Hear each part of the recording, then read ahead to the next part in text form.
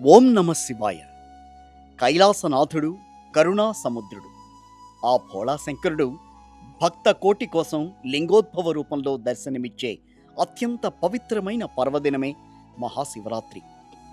ఈ ఏడాది శివరాత్రికి ఒక ప్రత్యేకత ఉంది. ఫిబ్రవరి 15 ఆదివారం నాడు వచ్చిన ఈ మహాశివరాత్రి మీ జీవితాన్ని మలుపు తిప్పబోతోంది. మీరు ఎన్ని పూజలు చేసినా, ఎంత కఠిన ఉపవాసం ఉన్నా, ఈ ఒక్కరోజు చేసే కొన్ని ప్రత్యేక పరిహారాలు మీ తలరాతను మారుస్తాయని పురాణాలు చెబుతున్నాయి. మరి మీ ఇంట్లో దరిద్రం పోవాలన్నా, కోరిన కోరికలు నెరవేరాలన్నా ఈరోజు చేయాల్సిన ఆ 7 ముఖ్యమైన పనులేంటో ఇప్పుడు ఒకసారి తెలుసుకుందాం. అభిషేక ప్రియుడికి అమృత స్నానం. శివుడు అభిషేక ప్రియుడు. కేవలం నీటితో అభిషేకం చేసిన కరిగిపోయే భోళాశంకరుడు ఆయన. ఈ పవిత్రమైన రోజున శివలింగానికి గంగాజలం, పచ్చిపాలు లేదా పంచామృతంతో అభిషేకం చేయండి. దీనివల్ల మీ ఇంట్లోని ప్రతికూల శక్తి తొలగిపోయి అష్టైశ్వర్యాలు సిద్ధిస్తాయి. ఇక బిల్వపత్రాల మహిమ. ఏకబిల్వం శివార్పణం అన్నారు. 3 దళాలు ఉన్న బిల్వపత్రం 3 జన్మల పాపాలను హరిస్తుంది. ఈ శివరాత్రి నాడు 21 బిల్వ ఆకులపై గంధంతో ఓం నమ శివాయ అని రాసి ఆ పరమశివుడికి సమర్పించండి. ముఖ్యంగా వివాహం కాక ఇబ్బంది పడే వారికి ఇది ఒక గొప్ప వరంలా పనిచేస్తుంది. అమ్మవారి ఆశీస్సులు, సౌభాగ్య ప్రాప్తి. శివుడు అంటే స్వరూపం. ఏ స్వరూపం? శక్తి స్వరూపం.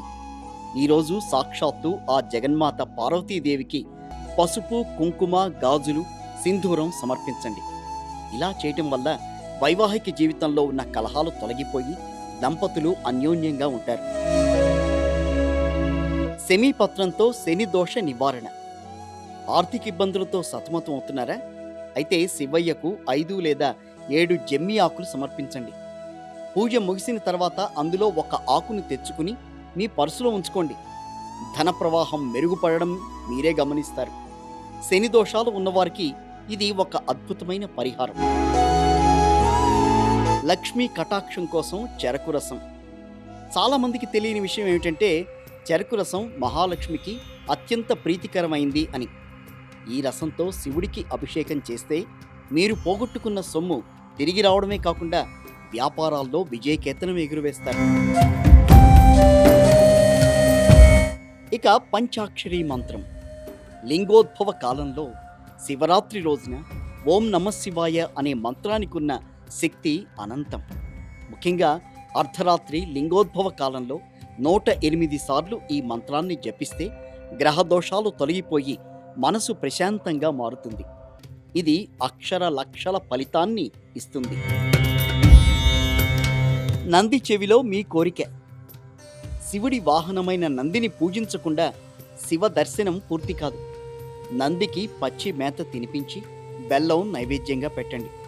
మీ మనసులో ఎన్నాళ్లుగానో ఉన్న కోరికను నంది చెవిలో మెల్లగా చెప్పండి. ఆ కోరిక నేరుగా కైలాసనాథుడికి చేరుతుంది అని భక్తుల నమ్మకం.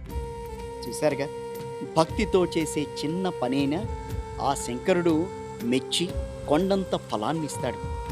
ఈ శివరాత్రి మీకు, మీ కుటుంబానికి సకల శుభాలను, ఆయురారోగ్యాలను చేకూర్చాలని మనసారా కోరుకుందాం. ఓం నమ శివాయ. హర హర మహాదేవ.